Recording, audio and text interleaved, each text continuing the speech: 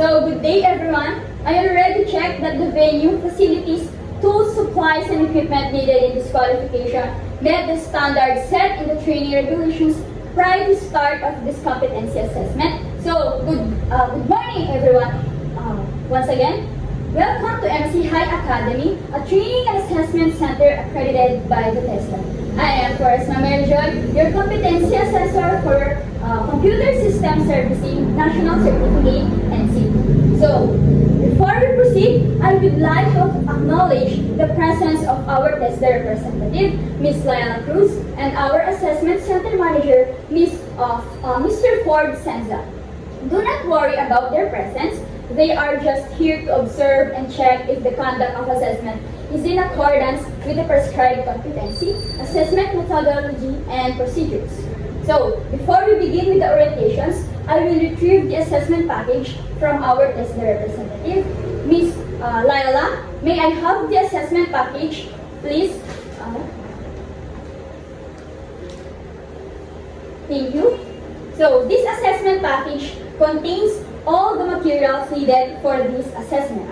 For the checking of the attendance, once you call your name, please come in front and present to me your admission slip and any valid ID. Then please affix your signature right beside your name on the attendance sheet.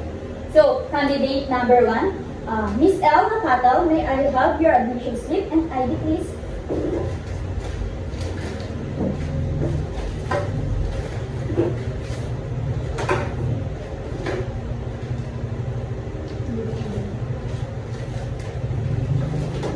Thank you. So, Mr. Shell Napo, may come in front, please. This is your name tag as your candidate number 2. So, please wear your candidate number tag because I will use it to identify you throughout the assessment program. So, I have here with me your accomplishment applications, form and assessment.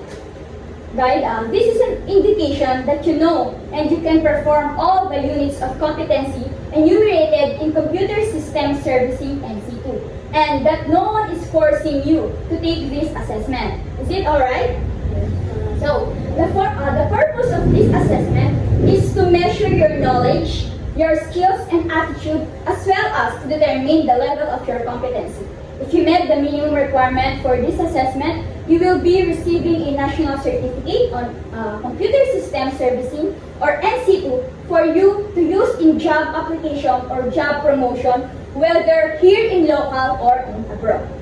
So, this qualification is composed of 3 competencies: the basic, common, and core. The core competencies are, the first one is install and configure computer system, set up computer networks, set up computer servers, and the last one is maintain and repair computer systems and network. So, the tasks to be performed are installation and configuration of computer system, set up of computer networks and servers, and the last one is maintenance and repair of hardware and software issues. So, you will be given 6 hours to perform all of the competencies of these qualifications. Am I clear? Yes. So, my role as an assessor is to conduct assessment, collect evidence of your performance, and make an assessment decision based on the evidence gathered. Your performances as evidence will be judged according to the 4 dimensions of competency, which are task skills, task management skills, contingency management skills, and the last one is the job role environment, and also by using the 6 rules of evidences, which are the authenticity, consistency, currency, recency, sufficiency, and the validity. The assessment methods that we will use for this assessment are the validity, authenticity, sufficiency, currency, consistency, and the recency. In the demonstrations, all you have to do is to perform all the units of competency enumerated for Computer Servicing System NC2. So, check your underpinning skills. In the oral questionings, you will be given one question for you to answer truthfully to check your attitude and underpinning knowledge. And lastly, in written test, you will answer 30 items, multiple choice, to assess your underpinning knowledge. So, if you have any difficulties in understanding the instructions given with regards to the process of this assessment, just let me know so I can clarify and explain the instructions given to you in Filipino languages. Am I audible? Yes. So, the do's and the don'ts inside the Competency Assessment Center, I would like to inform during the assessment. So, please refrain from using your cell phones or gadgets because when the assessment starts, you will no longer allowed to use cellular phones. And cheating and coaching are strictly prohibited. Once you are caught, it will be grounds for disqualifications. Am I clear? Yes. So please observe safety. The first aid kit is located near the front. In case of fire, there are the fire extinguisher in front and the back of the room. Fire emergency exits are properly labeled. In case you encountered any untoward incident, please call my attention so we can give appropriate first aid. Am I clear? Yes. After performing all the activities needed for this assessment, I will give my feedback to you individually. So if you have any corrections, clarifications, or doubts about the results of your assessment, you have the right to appeal just as submit a letter to the Tarlac TESDA Provincial Office. So, about the assessment results, we observe strictly confidentiality. Only authorized persons and the institution where you have your training proper are allowed to see the results of the assessment. So, about this, the assessment package is kept and secured. This is to ensure its integrity. We are requesting that you candidates please refrain from giving any information regarding assessment procedures to anyone. So, for those who will be evaluated as competent, the issuance of the national certificate will be after 5 working days. Just bring with you your competency assessment, result, summary, 1-piece passport size, photo with a white background and color, and also 50 pesos for the processing fee. The validity of your national certificate is for 5 years from the date of the issuance. So, and for those who are evaluated as not yet competent, don't worry because you can still apply for reassessment and the procedure is the same as you have undergone for this assessment. Before we end this orientation, if you have any questions, concerns, or clarifications about the assessment procedure, you may raise your hand. Based whenever the assessment starts, you are no longer allowed to ask questions or any. Do you have any questions, trainers? No. So please, I will now give you 1 hour to attend to your personal needs. There is a comfort room at the back. If you want to eat, there is a canteen beside this room. So dismiss.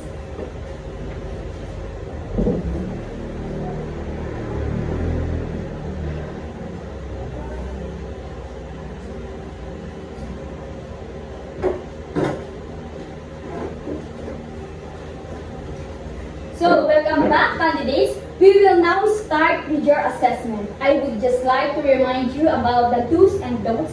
From this moment onwards, you are no longer allowed to use your cell phones. Please observe silence in the assessment area. Cheating is strictly prohibited and wear your PPEs and always observe safety. Let's start with the written test. This is used to measure your underpinning knowledge. It consists 30 items, multiple choice type of questions. You have 30 minutes to answer.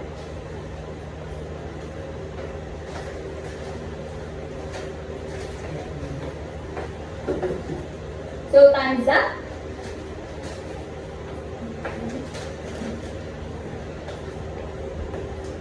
We'll now proceed to the demonstration. Here is the copy of the specific instructions. You have 10 minutes to understand and read this.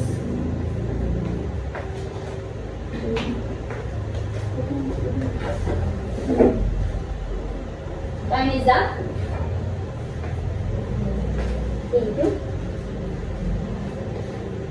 The demonstration is used to test the underpinning skills and knowledge of unit of competency of this qualification. Come and follow me to the demonstration area, please.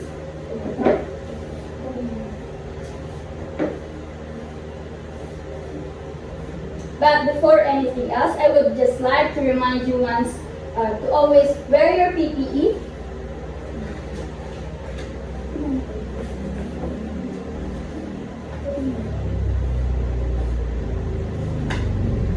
And observe as you conduct the performance for this assessment. So here are the different stations. Discuss what needs to be performed at each station as per the qualification package and the specific units of competency being assessed. I will give you 5 minutes in this assessment room. The equipment tools starts now.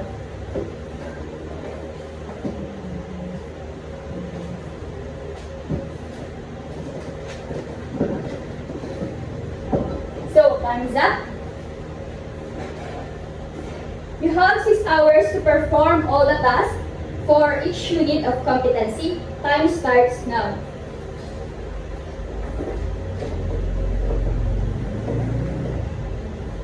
Okay, time is up.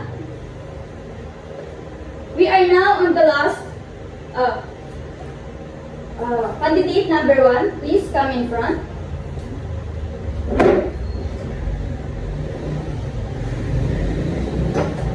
So we are now on the last part of this assessment, which is the oral questioning. I will be administering the oral questionings individually. So please proceed to the. So please proceed, candidate number. Proceed to the waiting area. Thank you. So candidate number 1.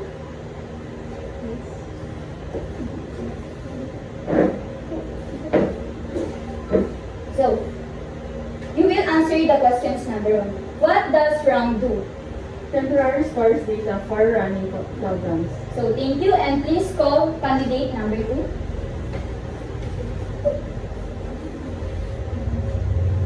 So candidate number 2, this is your question. What is the use of an operating system? It manages computer, hardware, and software. Okay, thank you. Please proceed to your respective seat. So candidates, I have already checked your papers in your assessment. So now, I will give your feedback individually. Candidate number 1, please come and follow me. And please, candidate number 2, please wait for the waiting area. Thank you.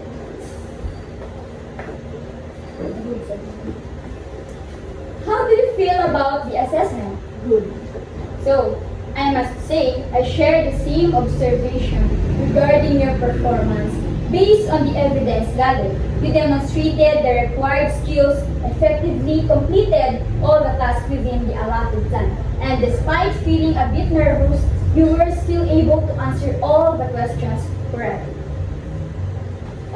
With that said, congratulations, and I found you competent with this assessment. You may claim your national certificate after 5 working days at the TESTA Provincial Office from 8 a.m. to 5 p.m. Just bring with you your competency assessment result, your summary, 1 piece passport size picture with the background white and color, and 50 pesos from the processing fee.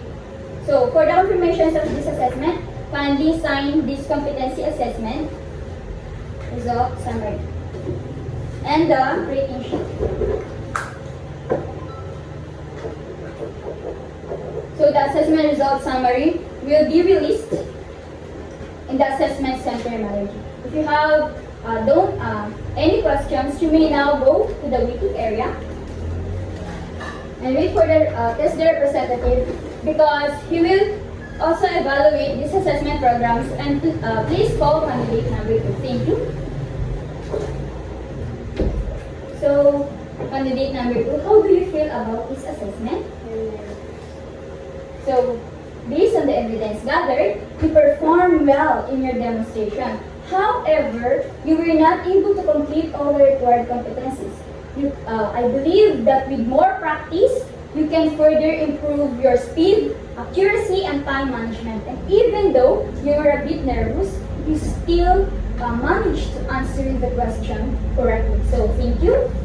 So with what that said, candidate number 2, and furthermore, I have found you not yet competent with this assessment. You may still apply for reassessment, and the process is the same. For applying on reassessment, just bring with you your accomplished application form and self-assessment guide. Competency assessment result summary, 2 pieces of passport size, white background and color, and also the 50 pesos from the processing fee. You may submit all the requirements in any TESDA accredited center and wait for the announcement of the next schedule of assessment. For the confirmation of this assessment, kindly sign to this competency assessment result summary and the rating sheet. So you'll be tested first by our AC manager, so you may claim it later. Thank you. So please proceed to your perspectives. So now I will give the assessment package to the TESDA representative. My dear assessor that ends my, please proceed all my candidates here in front. My dear assessors that ends my certifications of candidacy, demonstrations, conducting competency assessment. Thank you for choosing our MC High Academy. Thank you and God bless all.